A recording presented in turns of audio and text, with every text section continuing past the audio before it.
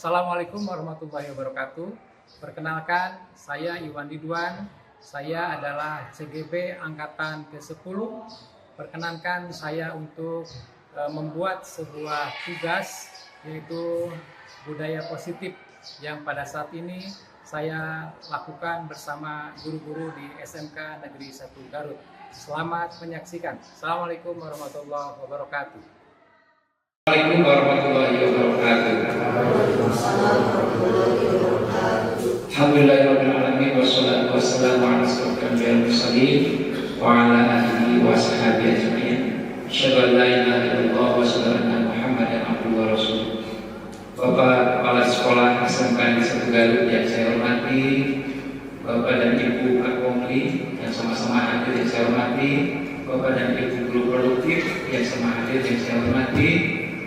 Puji syukur adalah kita panjatkan kehadirat Allah Subhanahu wa Ta'ala atas berkenan rahmat taufik hidayahnya. Kita sekalian sampai saat ini diberikan nasihat, nikmat kesempatan untuk berubah dan nikmat iman dan Islam. Mudah-mudahan langkah kita dari rumah masing-masing ke tempat yang berbahagia ini dicatat oleh Allah Subhanahu wa Ta'ala Tuhan Yang Maha Esa sebagai amal soleh di hadapan beliau. Salawat serta salam semoga tercurah dari junjungan kita Habibana Nabi Muhammad Sallallahu Alaihi Wasallam, pada para sahabat-sahabatnya, para tabi'in sampai kepada kita sekalian selaku umat dan beliau. Bapak Kepala, Bapak dan Ibu Guru yang sama hadir. Pertama, saya pribadi mengucapkan terima kasih atas kehadiran Bapak dan Ibu dalam acara diseminasi budaya positif calon guru penggerak angkatan 10. Kebetulan saya Iwan Ridwan merupakan salah satu calon guru penggerak yang sedang mengikuti pendidikan guru penggerak. Ini adalah salah satu tugas yang harus saya ampuh, yang harus saya laksanakan sebagai wujud keseriusan saya sebagai calon guru penggerak.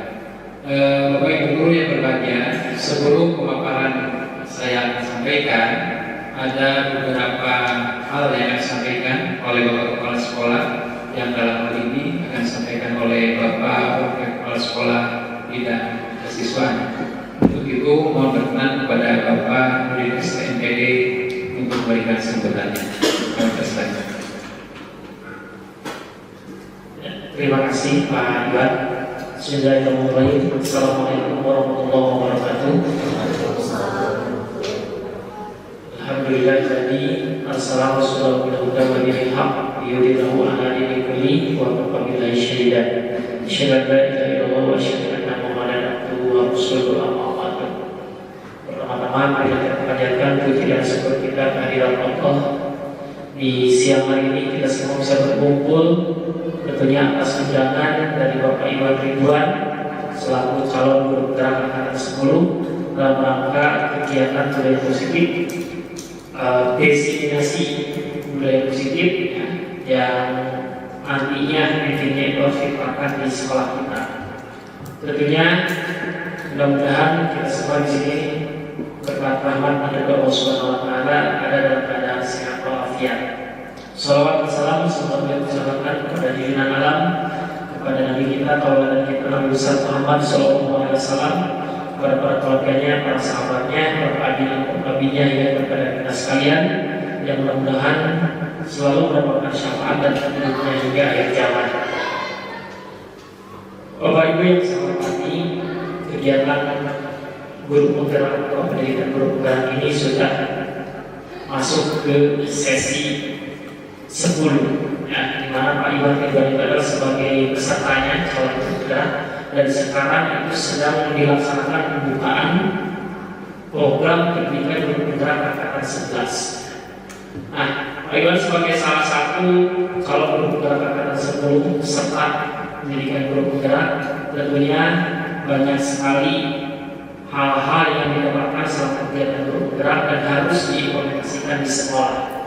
Salah satu yang akan dilakukan atau diimplementasikan pada kesempatan ini adalah mengenai budaya positif, desiminasi budaya positif. Pada itu dimohon kepada Ibu semua untuk menyimak apa yang nanti akan disampaikan oleh Pak Iwan sebagai bentuk materi yang perlu kita dan juga sebagai bentuk dukungan kepada Pak Iwan, karena ini adalah merupakan salah satu tugas beliau untuk nantinya dapat menyelesaikan kegiatan program pendidikan guru penggerak angkatan ke-10. Mudah-mudahan kegiatan ini bisa berjalan dengan lancar, tidak ada hambatan, semuanya tentunya mendapatkan barokah kegiatan ini dan dijadikan sebagai amal ibadah dicatat oleh Allah Subhanahu wa taala sehingga mendapatkan pahala yang berlipat ganda. Amin ya Allah, amin ya. Demikian yang bisa saya sampaikan. Sekali lagi kepada Pak Iwan selamat ya melaksanakan kegiatan destinasi ini dan juga kepada seluruh komponen guru dan juga staf TU.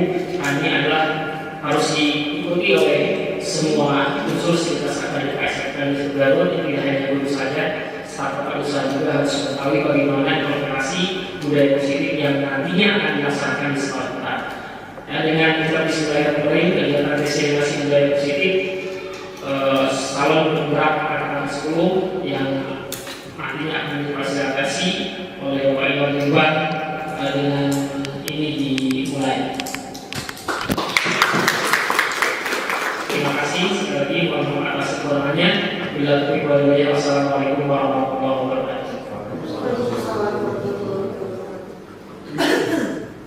Terima kasih yang sebanyak-banyaknya kepada yang hormat Bapak Mudir Rusli STPPD yang telah memberikan sambutannya.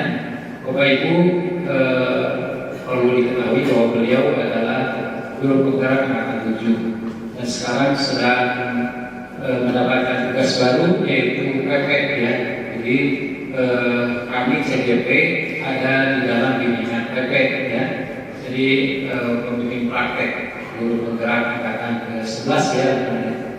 Soalnya juga beliau calon pemimpin ya. Mudah-mudahan lulus jadi kepala sekolahnya dan beliau sudah akan berada di titik pimpinan yang paling tinggi ya sebagai pengawas. Kita doakan semoga beliau lancar dalam segala. Amin. Bapak Ibu hadirin berbahagia, tidak usah tegang ya. Hari ini kita hanya berkomunikasi saja. Kalau judul yang akan saya sampaikan adalah budaya positif ya. Bapak Ibu kan tahu ya, yang namanya budaya itu pasti berhubungan dengan kebiasaan, berhubungan dengan sikap, berhubungan dengan karakter atau nilai-nilai budaya, baik itu positif atau negatif ya. Nah, kita sebagai guru, mohon maaf Bapak Ibu, saya berada di depan sini bukan berarti menggurui ya, tapi karena situasinya saya harus menyampaikan materi, jadi mohon maaf kalau saya berdiri di depan. Nanti setelah saya selesai, mungkin Bapak Ibu guru akan masuk ke dunia guru penggerak yang berikutnya atau program-program yang lainnya. Jadi dalam kesempatan kali ini diseminasi budaya politik ini, budaya positif ini, kita akan membicarakan masalah hal-hal yang harus ada yang positif di lingkungan kelas ya. Karena teori juga berasal, terima kasih Pak Kepala, hal-hal yang harus kita buatkan di kelas itu salah satunya adalah sikap atau karakter siswa. Mungkin Bapak Ibu tahu dan pernah merasakan ataupun kita pernah jadi siswa kan, selama di kelas apakah guru semua baik semua? Tidak. Tidak. Ada yang baik, ada yang kurang baik gitu. Ada yang nilainya bagus, ada yang nilainya kurang bagus. Ada ranking 1 sampai ranking 36. Itu bagi-bagi tugas ya. Berarti setiap orang memiliki karakter yang berbeda. Nah, Bapak Ibu guru, saya akan menyampaikan 6 poin, tapi akan menitik beratkan kepada budaya positif ya. Yang pertama yang akan kita ulas di sini adalah konsep utama budaya positif. Yang pertama, disiplin positif dan nilai-nilai kebajikan. Yang kedua, teori motivasi, hukuman dan penghargaan dan restitusi. Kemudian keyakinan kelas. Yang keempat, kebutuhan dasar manusia. Yang kelima, posisi kontrol restitusi. Yang keenam, segitiga restitusi. Nah, Bapak Ibu sekalian, paradigma baru dalam pembelajaran, paradigma itu apa Bapak Ibu? ukuran, ya, ukuran. Pada tipe baru atau ukuran saat ini dalam pembelajaran dengan paradigma baru dirancang berdasarkan pada prinsip pembelajaran yang berdiferensiasi, sehingga setiap peserta didik belajar sesuai kebutuhan pada tahap perkembangannya dalam rangka mewujudkan profil pelajar Pancasila. Jadi sekarang itu anak tidak hanya dituntut pintar dalam ilmu pengetahuan, tetapi dituntut pintar dalam berakhlak karimah. Ya, seperti kita ketahui bahwa dalam profil Pancasila itu, ini sebagai gambaran besar saja. Yang pertama ada nilai-nilai, ya. Nilai yang pertama adalah beriman bertakwa kepada Tuhan Yang Maha Esa, ya, berakhlak mulia. Yang kedua ada nilai mandiri. Yang ketiga menalar kritis. Kemudian yang keempat ada kreatif. Yang kelima bergotong royong. Kemudian kebinekaan global. Jadi artinya anak dituntut untuk cerdas, tapi dia memiliki karakter yang lima ini. Ini yang dituntut oleh paradigma baru dalam pembelajaran. Ya. Jadi Bapak Ibu sekalian, pada saat kita mengenal budaya positif, maka karakter itu dikaitkan dengan pelajaran Pancasila. Kemudian tujuannya, ya. Nah, disiplin positif dan nilai kebajikan tujuannya yang pertama, guru dapat menjelaskan makna kontrol dari paparan teori kontrol Dr. William Glasser serta mempersepsi yang terjadi di kehidupan sehari-hari, serta dapat menjelaskan perubahan paradigma stimulus respon kepada teori kontrol tersebut. Yang kedua, tujuannya guru dapat menjelaskan makna disiplin positif dan mengamati penerapannya di lingkungannya, serta kaitan teori kontrol dengan 3 motivasi perilaku manusia. Kemudian yang ketiga, guru menjelaskan pentingnya memilih dan menentukan nilai-nilai kebajikan yang akan diyakini dan disepakati seluruh warga sekolah, sehingga kelak tercipta sebuah budaya positif. Jadi Bapak dan Ibu guru di sini dari berbagai kalangan, dari sub kebijakan, kemudian guru produktif, kemudian ada warga sekolah. Jadi kita semua alhamdulillah di sini masuk, ya, diwakili oleh berbagai elemen. Nah, miskonsepsi teori kontrol Dr. William Glasser yang pertama, ilusi guru mengontrol murid. Yang kedua, ilusi bahwa semua penguatan positif efektif dan bermanfaat. Yang ketiga, ilusi bahwa kritik dan membuat orang merasa bersalah dapat menguatkan karakter. Ini paradigma sebelumnya. Yang keempat, ilusi bahwa orang dewasa memiliki hak untuk memaksa. Kira-kira kalau Bapak Ibu melihat kalimat ini, kira-kira sepakat atau tidak? Ini paradigma sebelumnya, ya, bahwa orang dewasa memiliki hak untuk memaksa yang dianggap benar, tetapi dalam kenyataannya benar atau salah? Dalam kenyataannya harus atau tidak boleh? Menurut kita gimana?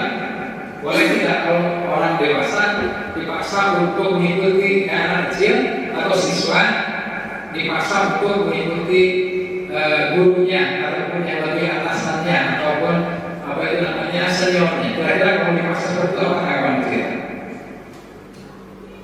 Terima kasih Pak Iwan telah memberikan pertanyaannya yang mungkin di sini menurut asumsi saya begitu Pak. Ketika seorang anak kecil dipaksa untuk mengikuti prosedur orang dewasa, kehendak orang dewasa. Mungkin yang pertama di sini saya akan melihat dari tujuannya terlebih dahulu Bapak. Kemudian dari faktor yang kedua saya melihat dari sudut pandang. Kalau misalnya orang dewasa itu memiliki tujuan yang lebih bagus, apalagi untuk budaya positif di kelas anak ketika melakukan kekeliruan, diberikan tujuan dan pemahaman yang bagus, dan dari prosedur orang dewasa itu atau gurunya sedikit memaksa, ya tidak jadi masalah. Tapi kalau misalnya kita berbicara dari kasus yang lain, mungkin sepertinya pemaksaan itu harus lebih dikaji ulang kembali. Mungkin seperti itu Bapak. Luar biasa. Terima kasih Ibu atas pemahamannya. Mungkin setiap orang, setiap guru pasti berbeda-beda pendapat. Yang benar barusan kata Ibu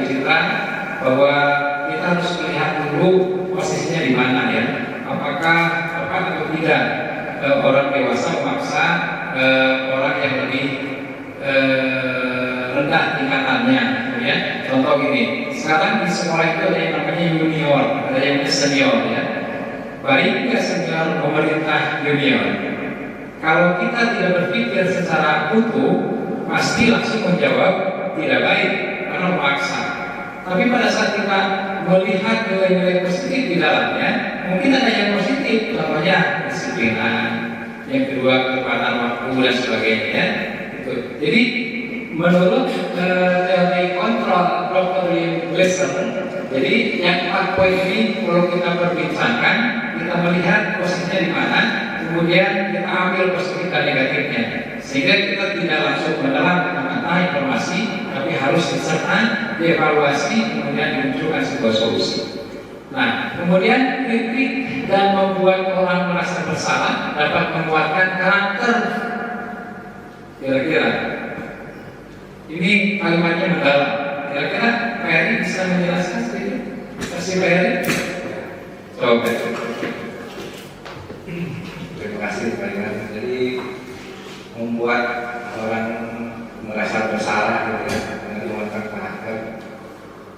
Tadi dengan Citra, jadi ketika membuat orang bersalah itu disebabkan oleh dulu ya, jadi ada alasan. Tapi dengan alasannya itu orang tersebut bisa menguatkan karakter dengan dirinya, tapi tidak bisa membuat orang itu bersama dengan kebesarannya orang tersebut dan alasannya mungkin. Jadi lebih fleksibel dengan orang. Lebih fleksibel ya. Terima kasih. Tepuk tangan buat Luar biasa sekali dengan seluruh saktinya nanti dikeluarkan. Bapak Ibu sekalian, betul tadi kata Pak Heri bahwa kritik dan membuat orang merasa bersalah itu dapat membuatkan karakter ya. Tetapi yang saya temukan di lapangan, mungkin Bapak Ibu ditemukan, ada satu dua orang yang keras seperti itu. Tetapi ada banyak orang di dalam kelas. Dan 36 orang, 36 murid itu berbeda karakter, berbeda pemikiran, berbeda latar belakang. Nah di sini destinasi budaya positif ini akan membedah tentang karakter siswa yang berbeda-beda dalam kelas. Ya. Saya singkat saja Bapak Ibu. Nah, maka disiplin ya. Ini sebelum masuk ke budaya positif. Maka disiplin dalam pikiran kita di dalamnya ada tata tertib. Tata tertib itu aturan. Yang kedua berhubungan dengan keteraturan. Yang ketiga kepatuhan pada peraturan. Kemudian dihubungkan dengan hukuman. Ya. Mungkin saya pribadi, Bapak Ibu guru pernah menghukum ya, menghukum siswa yang kesiangan, menghukum siswa yang tidak mengerjakan tugas, ataupun menghukum siswa yang ngantuk di kelas ya. Bapak Ibu sekarang ada yang ngantuk? Ada yang ngantuk? Nanti saya kasih tips ya bagaimana cara untuk mengantisipasi hal yang tersebut. Kemudian sebagai pendidik, tujuan kita adalah menciptakan anak-anak yang memiliki disiplin diri sehingga mereka bisa berperilaku dengan mengacu pada nilai-nilai kebajikan universal dan memiliki motivasi intrinsik bukan ekstrinsik. Kemudian Ki Hajar Dewantara menyatakan bahwa untuk mencapai kemerdekaan atau dalam konteks pendidikan saat ini, untuk menciptakan murid yang merdeka, syarat utamanya adalah harus ada disiplin yang kuat. Disiplin yang dimaksud adalah disiplin diri yang memiliki motivasi internal. Bapak Ibu guru sekalian, sharing saja. Pada saat kita mendengarkan bahasa disiplin, ya. Kemudian yang kedua ada bahasa merdeka, murid yang merdeka. Kira-kira Bapak dan Ibu ada nggak yang berpikiran maksudnya merdeka sampai sejauh mana? Apakah merdeka itu bebas bertindak ataupun bebas mengerjakan sesuatu di kelas, bebas tidak mengerjakan tugas, atau bebas masuk ke sekolah semaunya murid tersebut? Seperti itu bukan ya tentunya. Merdeka di sini maksudnya Ki Hajar Dewantara mengatakan bahwa pertama siswa-siswi yang ada di sekolah kita memiliki kodrat alam yang berbeda. Yang kedua, memiliki kebiasaan atau karakter yang berbeda. Yang ketiga, memiliki potensi dan kemampuan yang berbeda. Kemudian yang keempat, memiliki keinginan atau impian yang berbeda. Nah, masuk kemerdekaan di sini, siswa diharuskan merdeka di sini artinya siswa diberikan kebebasan untuk mendapatkan impiannya, diberikan kebebasan untuk belajar dengan cara yang dia yakini pasti bisa.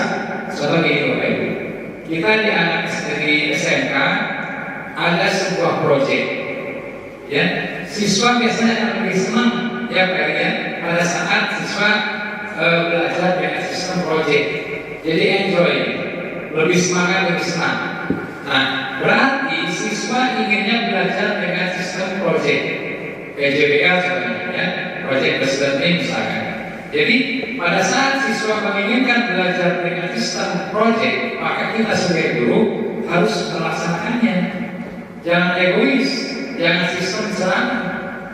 Kalau dulu mungkin ada beberapa guru kita yang sistemnya hanya serangan saja, dari awal sampai akhir menerangkan tanpa ada sesuatu yang melibatkan siswa secara penuh.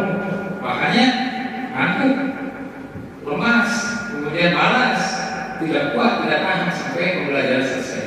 Ya, nah artinya kemerdekaan di sini dimaksudkan adalah menurut Kiai Dewantara, siswa diberikan kebebasan untuk menentukan karakternya yang sesuai dengan yang diinginkan.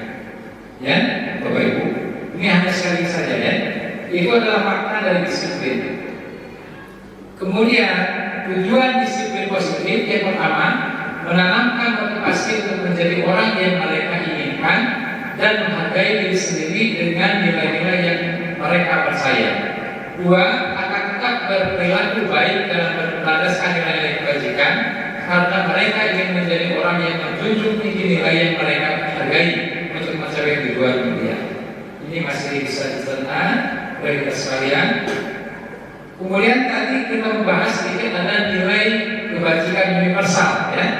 Nah, nilai-nilai kebajikan adalah sifat-sifat positif manusia yang merupakan tujuan mulia yang ingin dicapai setiap individu. Ya. Jadi nilai kebajikan itu sifat positif yang ingin diraih. Ya. Kemudian menurut Brian Gerson tahun 1998 mengungkapkan bahwa dengan mengaitkan nilai-nilai kebajikan yang diyakini seseorang, maka motivasi intrinsiknya akan terbangun sehingga menggerakkan motivasi dari dalam untuk dapat mencapai tujuan mulia yang diinginkan. Kemudian ini saya lewat karena Bapak Ibu ini sudah dibahas profil Pancasila di dalamnya, ada beriman, mandiri, berlaku kritis, berkebinekaan global, bergotong dan kreatif. Kemudian menurut beberapa teori ada di dalamnya toleransi, rasa hormat, integritas, mandiri, menghargai, antusias, empati, keingintahuan, kreativitas, kerjasama bisa jadi komitmen. Kemudian ada kita kenal juga ada 9 pilar karakter, cinta Tuhan dan segenap ciptaannya. Kemudian kemandirian dan tanggung jawab, kejujuran, hormat dan santun, dermawan, percaya diri, kepemimpinan, baik dan rendah hati, toleransi dan sebagainya. Ini hanya sebagai uraian saja. Ini menurut nilai-nilai institusi organisasi menurut Diplom Business Life Skill. Ini berhubungan dengan hidup, kemudian petunjuk hidup. Ya, coba pikirkan, pernahkah Anda berada dalam sebuah situasi di mana Anda sengaja melakukan sesuatu yang menyakitkan bagi Anda, bahkan bertabrakan dengan penghargaan dari orang lain? Mengapa Anda tetap melakukannya? Ini yang menjadi dasar adanya perubahan ataupun tidak berubah.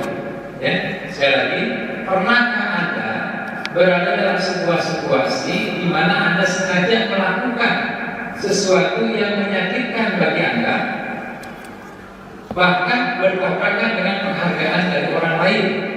Ini agak sulit dicerna. Mengapa Anda tetap melakukannya? Nah, ini yang menjadi penyebab siswa melanggar. Menurut saya pribadi, siswa itu melanggar menyakiti diri sendiri sebenarnya. Contoh gini, kalau ada siswa yang kesiangan datangnya lewat dari jam setengah 7 atau jam 7 apalagi, itu coba kita perhatikan, kita bayangkan turun dari angkutan siswa menyakitkan, tetapi dia tidak sadari bahwa itu menyakitkan bagi dia sendiri. Ya? Kemudian mengapa Anda tetap melakukannya? Coba, Bapak Ibu ada yang mau berkomentar? Kenapa tetap melakukannya? Sudah tahu itu salah, tapi kenapa tetap melakukannya? Ada dari belakang, Bapak Ibu ada yang mau berkomentar? Bapak-bapak mau berkomentar? Ada yang berani? Mohon kali silakan. Nanti setelah ini saya kasih tips supaya tidak ngantuk ya, ketinggalan terus berada. Mungkin karena tadi belum ada kesadaran itu dalam dirinya, bahwasannya dengan kedisiplinan itu memotivasi diri untuk bersemangat untuk sekolah, ilmu dan sebagainya. Tapi tidak begitu kesadaran diri belum ada. Jadi kata kuncinya adalah kesadaran diri. Ya. Ini yang akan dibangun dalam diseminasi ini. Diseminasi budaya positif membangun kesadaran supaya pelanggaran itu diminimalisir, kemudian cara penanganannya pun sesuai dengan yang mereka harapkan. Ya. Terima kasih Pak Eri, luar biasa. Jadi kenapa siswa yang kesiangan, yang melanggar itu dikatakan menyakiti dirinya sendiri? Karena secara sesungguhnya itu memang melanggar sesuai dengan penghargaan orang lain. Harusnya pas begitu masuk dikasih tepuk tangan, kasih senyuman, kasih oplos yang meriah, kemudian dikasih ujiannya, ya. Misalkan ada anak yang masuk pas begitu guru datang sudah di dalam, guru memberikan tugas sudah dikerjakan. Mungkin ucapan pertama adalah ujian, itu adalah penghargaan. Jadi siswa yang melanggar itu pertama pada dasarnya sedang menyakiti diri sendiri dan tidak sedang dihargai oleh orang lain. Cuma kesadarannya belum muncul dari yang kata Pak Eri. Ya. Terima kasih Pak Eri. Nah, ini Ibu salah satunya yang akan kita teliti, dan ini berbeda dengan kenyataan yang sebenarnya. IPA kurang menguasai pelajaran matematika, sehingga pada saat pelajaran tersebut berlangsung, dia lebih banyak berdiam diri atau menggambar di buku pelajarannya. Pada saat guru matematikanya, Pak Seno menanyakan pertanyaan IPA menjadi gugup dan tak sengaja menjatuhkan tasnya dari kursi, serta tiba-tiba menjadi gagap pada saat berupaya menjawab. Seluruh kelas pun tertawa dan melihat perilaku IPA yang bicara tergagap dan terkejut tersebut. Pak Seno pada saat itu membiarkan teman-teman IPA menertawakan IPA yang tergagap dan malu luar biasa, dan malahan minta IPA untuk maju ke depan dan berdiri di depan kelas sambil menunjuk hidungnya karena tidak bisa menjawab pertanyaan Pak Seno. Kelas makin gaduh dan anak-anak pun tertawa melihat IPA di depan kelas memegang ujung hidungnya. Kebayang Bapak Ibu? Kebayang ya? Berarti Pak Seno memberikan sesuatu yang sesuai atau tidak kira-kira? Tidak sesuai. Ada yang bisa menceritakan dari kasus ini? Ada? Bapak Ibu? Mau? Bu Citra tadi mau? Betul, menceritakan. Kemudian apakah tepat atau tidak yang dilakukan oleh pesan. Bapak Ibu yang lain silakan untuk mendengarkan atau menambahkan ya, menambahkan.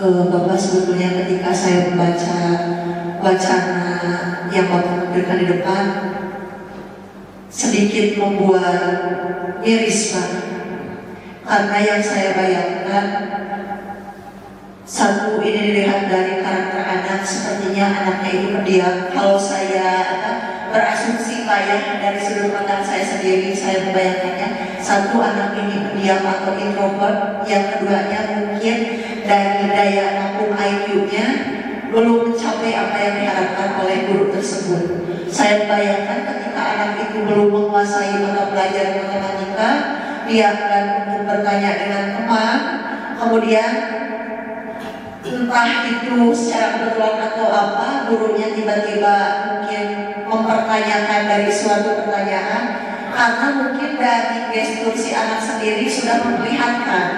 Terkadang kita sendiri Pak, sebagai bapak dan ibu guru yang memang terbiasa di kelas, ketika ada pertanyaan, kita biasanya ingin mengetahui dari gestur anak yang kurang percaya diri, sekedar untuk memastikan mungkin Pak ya. Terbayang oleh saya itu sampai jatuh tasnya, ditertawakan oleh teman-temannya, sudah ditertawakan. Alangkah lebih tidak bijaknya lagi yang namanya Pak Seno itu sambil menuju anak. Menurut saya untuk hukuman yang diberikan oleh guru itu kurang dan mungkin tidak manusiawi Pak. Kenapa? Karena anak harusnya diberikan pemahaman terlebih dahulu. Sudah seyogyanya kita itu adalah sebagai seorang pendidik mengarahkan, membimbing, kemudian memberikan motivasi. Minimalnya ketika anak tidak mengerti, anak ketakutan, diberi ketenangan terlebih dahulu, dan nanti untuk punishment-nya sepertinya tidak melakukan hal yang seperti itu. Harus ada budaya positif, entah itu teguran dengan lemah lembut, kemudian di situ ada refleksi juga untuk ada sentuhan fisik, maksudnya sebagai bentuk motivasi dan dukungan terhadap anak. Dan nanti bisa dijelaskan kembali Pak mengenai materinya. Terlepas dari itu anak bisa memahami maupun tidak yang namanya settingan. Tuhan itu telah memberikan kadarnya berdasarkan IQ anak masing-masing. Mungkin seperti itu Bapak. Luar biasa. Betul sekali Bu Citra. Mungkin Bapak Ibu juga sama ya. Jadi ini kalau saya tadi menyambung dengan apa yang saya katakan Bu Citra, apakah Anda setuju dengan tindakan Pak Seno terhadap IPA? Mengapa? Urusan jawabannya sudah jelas oleh Bu Citra ya. Menurut Anda tindakan Pak Seno terhadap IPA adalah sebuah hukuman atau konsekuensi? Mengapa? Ya, coba Bapak Ibu tadi mendapatkan yang Bu Citra sampaikan. Ya. Jadi Pak Seno itu yang kita bayangkan bukannya memberikan sebuah motivasi kepada muridnya, tetapi malah disuruh ke depan, kemudian ditunjuk hidungnya, bayangkan sama kita, kemudian ditertawakan. Kira-kira IPA-nya akan lebih semangat atau lebih drop ya, terhancur semangatnya. Boro-boro mau berkembang pikirannya karena dia sudah dipesimiskan, sudah dipermalukan, jadi boro-boro berpikir, dia sudah memikirkan sama lalu juga sudah habis dan dasarnya. Nah, jadi pandangan kita mungkin sama ya, makanya kita ada diskriminasi budaya positif ini untuk melakukan sebuah tindakan yang tidak berpihak kepada egoisme kita, tapi berpihak kepada murid ya kepada siswa. Kemudian tadi mengapa sudah dijelaskan sama Bu Citra. Kemudian Bapak Ibu ini kita bahas sedikit ya supaya lebih walaupun Bapak Ibu sudah tahu sebenarnya. Tadi ada hukuman dan konsekuensi ya. Sekarang kita bedakan hukuman, konsekuensi dan restitusi. Hukuman bersifat terencana atau tiba-tiba, bersifat satu arah. Arti satu arah itu hanya ditujukan untuk murid, ya, itu hukuman. Kemudian berupa fisik atau psikis. Kalau fisik itu tadi untuk hidup, kemudian itu sabar. Saya sering seperti itu kadang-kadang kalau emosi sudah meningkat, tetapi dengan dasar-dasar yang jelas ya. Kalau anak sudah 1, 2, 3 kali tetap seperti itu, tidak ada pelajaran dan sebagainya, tidak berubah. Saya sedikit mengambil keputusan yang lebih keras, tapi keras dalam arah tertentu ya. Nah, setelah belajar mendengar restitusi, sikap saya jadi berubah. Tadinya usahakan jalan bebek, jalan jongkok ya, gitu ya. Tapi sekarang ada namanya restitusi, Bapak. Ternyata tidak boleh seperti itu. Ya. Nah, tetapi nanti kita bahas. Nah, konsekuensi dari hukuman, sekarang konsekuensi. Konsekuensi itu yang pertama sudah terencana, yang kedua sudah disepakati, yang ketiga diberikan berdasarkan suatu data yang kemudian dapat diukur. Kemudian murid tetap dibuat tidak nyaman untuk jangka waktu pendek. Ini bedanya dengan hukuman. Kemudian guru memonitor murid. Ini bedanya. Jadi kalau hukuman langsung satu arah dari guru, kamu musab, kamu akan badan, itu satu arah. Tapi kalau konsekuensi contoh kalimatnya, nah kamu sudah melanggar.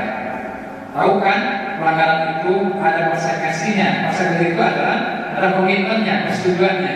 Kalau misalkan Anda melanggar, harus apa? Anak sadar sendiri tuh. Oh, pas saya melanggar berarti saya melanggar harus misalkan dihukum. Tapi bahasanya sesuai dengan yang disepakati, konsekuensi. Contohnya, kalau tidak beres-beres kelas, nanti kita belajar di sekolah kelas.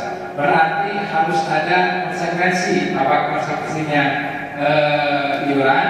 Apa konsekuensinya membaca surat pendek, menghafal, ataupun harus melapor, mencari guru dan sebagainya. Ya. Jadi konsekuensi itu dilaksanakan oleh dua arah, oleh murid dan guru. Ya. Itu antara hukuman dan konsekuensi. Dan yang ketiga adalah restitusi. Ya.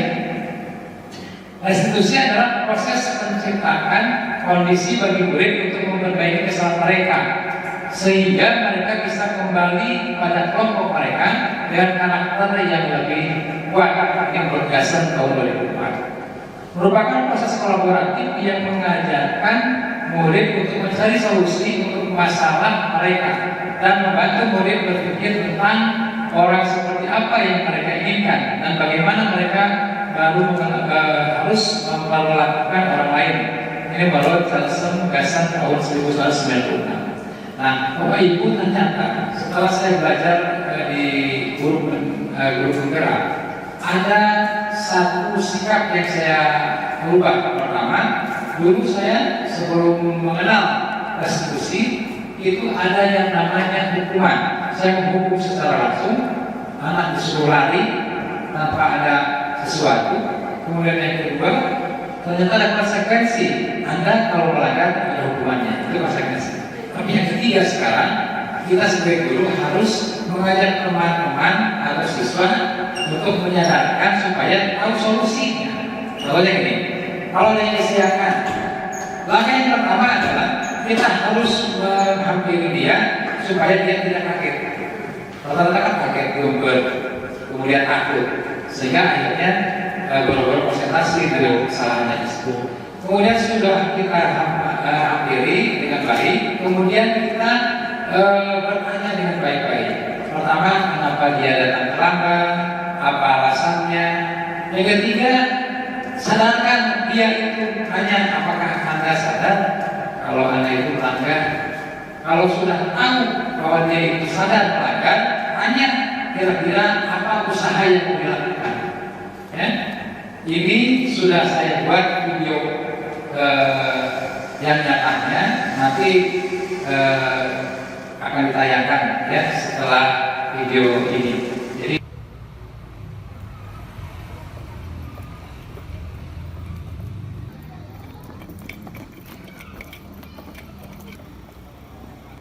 Rudi, mau kemana Di? Mau ke kelas dulu. Kenapa sih ya? Ayo, coba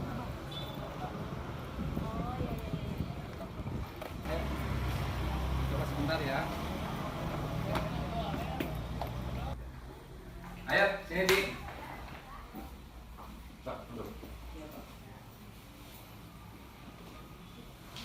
Dari mana Rudi? Kok buru-buru jalannya? Dari jalan tadi Pak macet. Kesiangan ya? Iya. Itu coba lihat seragamnya kok dikeluarkan gitu. Ya Pak, maaf tadi belum sempat merapihin di rumah. Kenapa? Tadi rusuh ke sekolahnya. Buru-buru. Iya. Oh. Kira-kira penampilan itu baik nggak menurut Rudi? Iya Pak, mohon maaf tidak baik. Tidak baik ya. Jadi Rudi sadar bahwa itu salah. Iya. Kira-kira Rudi mau memperbaikinya nggak? Iya Pak, saya mau memperbaiki. Kalau dilihat dari kebiasaan, ada kesalahan nggak yang dilakukan oleh kamu pada saat di kelas kalau seperti ini penampilannya? Iya Pak, ada kesalahan yang saya lakukan. Iya. Contohnya seperti saya ini mengeluarkan baju Oh gitu ya. dan tidak Apa yang dilanggar kira-kira? Kesepakatan kelas yang dilanggar apa kira-kira? mengeluarkan baju dan tidak berpakaian sopan. Jadi tidak rapi ya. Iya. Kira-kira kalau berpenampilan rapi dan sopan itu ada manfaatnya nggak? Tidak ada. Nah, Kalau yang sopan, rapi, ada manfaatnya nggak buat Rudi nanti? Ada. Berarti sadar ya, Rudi salah. Kira-kira apa yang akan Rudi lakukan selanjutnya kalau seperti ini salah? Saya akan memperbaiki dan apakah mau diulangi lagi atau besok tidak akan? Tidak, saya akan memperbaiki kesalahan saya. Iya, berarti kan barusan Rudi datangnya terlambat, ya hampir terlambat kan? Kemudian jadi bajunya acak-acakan, nggak kelihatan rapi. Sadar ya? Iya. Nah, yang paling penting adalah Rudi merasa Rudi salah, ya. Setelah mengakui kesalahan, kemudian lakukan perbaikan dan jangan diulangi. Siap ya? Ya, siap. Nah, Bapak hanya memberikan kesempatan saja kepada Rudi berubah karena diri sendiri, bukan karena Bapak ya. Iya. Kalau misalkan Rudi berubah karena Bapak, nanti Bapak tidak ada, Rudi melanggar lagi, ya. Jadi kalau sudah ada rasa bersalah, Rudi melakukan perbaikan dan tidak boleh diulangi lagi. Siap ya? Iya, siap. Nah, mudah-mudahan nanti lebih disiplin ya, Ya. lebih rapi karena untuk kepentingan Rudi juga ya. Ya. Kalau seperti itu karena sudah agak siang, masuk ke kelas langsung. Udah sarapan kan? Udah, Pak. Udah masuk ke kelas, ikuti pembelajaran. Kalau sudah ada Bapak Ibu guru minta maaf. Iya. Salah ya? Ya, silakan ke kelasnya. Terima kasih, Pak. Iya. Ya. Assalamualaikum warahmatullahi wabarakatuh. Nama saya Rudi dari kelas 10 PLG 2. Di sini saya sangat senang atas tindakan dari Bapak Iwan telah memberi saya kesempatan dan tidak menghukum langsung atas pelanggaran yang saya buat dan diajak berdiskusi terlebih dahulu dan mencari solusi untuk menjadi lebih baik kepada saya. Assalamualaikum Pak. Waalaikumsalam. Dari mana orang lain sudah selesai belajar? Pak, telat bangun ya Pak. Oh, udah sama Pak dulu perpustakaan ya. Oh ya Pak. Ayo. Kenapa terlambatan? Bapak dulu ya. Ngobrol sebentar sama Bapak ya. Ya Pak ya. Assalamualaikum. Ayo Ran. Ran duduk di situ Ran. Sini Pak. Iya.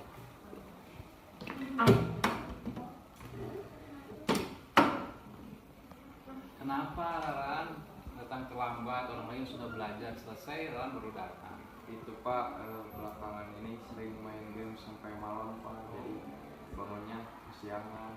Kesiangan. Sampai jam berapa tuh main game lah? Kadang sampai jam 2 Pak, atau nggak sampai subuh. Sampai jam 2 subuh. Tapi Ran sadar nggak bahwa besoknya Ran harus belajar? Sadar. Terus apalagi kira-kira yang menyebabkan Ran bisa terlambat seperti itu? Kurang disiplin Pak. Kurang disiplin. Ada alasan lain nggak? Nggak ada Pak. Sudah berapa kali Ran melakukan hal seperti itu? Datang terlambat seperti barusan? Nggak tahu Pak, lupa, sering. Sering. Waduh, menurut Ran itu baik atau tidak? Nggak Pak. Kira-kira menurut Ran kalau terlambat terus seperti itu, apa akibatnya buat Ran sendiri? Ketinggalan materi pembelajaran Pak. Rugi tidak kira-kira? Rugi Pak. Kira-kira kalau terlambat seperti itu Ran menyadari nggak kesalahan? Menyadari Pak. Menyadari. Terus apa yang akan Ran lakukan kalau sikap terlambat itu terus dilakukan oleh Ran? Memperbaikinya Pak. Memperbaiki. Berarti harus bagaimana tuh supaya tidak terlambat datang ke kelas? Lebih disiplin sama tidur lebih awal Pak. Berarti Rara tidak boleh tidur sampai jam 2 larut malam seperti itu ya. Jadi bangunnya supaya cepat ya. Jadi pertama Rara tadi bangunnya harus lebih awal, berarti tidurnya harus lebih cepat ya. Nah, jadi yang penting pertama Rara itu menyadari bahwa Rara itu merasa salah ya. Yang kedua Rara harus punya komitmen bahwa kalau Rara melakukan hal seperti itu lagi ada sesuatu yang negatif, yaitu kebiasaan yang kurang baik ya. Sadar nggak itu? Sadar Pak. Sadar ya. Yakin kita akan mengulangi lagi? Yakin ya. Berarti mulai besok ya, siap nggak Raran datang tepat waktu sebelum pembelajaran dimulai? Siap, Pak. Siap ya. Mudah-mudahan ke depan Raran datang lebih awal ya. Mudah-mudahan ilmunya lebih bermanfaat ya, karena tidak terlalu. Itu ya, Raran ya. Siap ya berubah ya. Siap, Pak. Oke. Karena waktunya sudah habis pelajaran Bapak, Raran tinggal ikuti saja pembelajaran berikutnya. Bapak Ibu guru yang lain ya. Silakan Raran kembali ke kelas ya. Maaf, Pak. Ya. Harus rajin ya, Ran. Ya, Pak. Saya sangat berterima kasih kepada Bapak Guru yang sudah mengajak saya berkomunikasi untuk mencari solusi atas kesalahan saya yang membuat saya menjadi ingin memperbaiki kesalahan saya. Terima kasih. Assalamualaikum warahmatullahi wabarakatuh.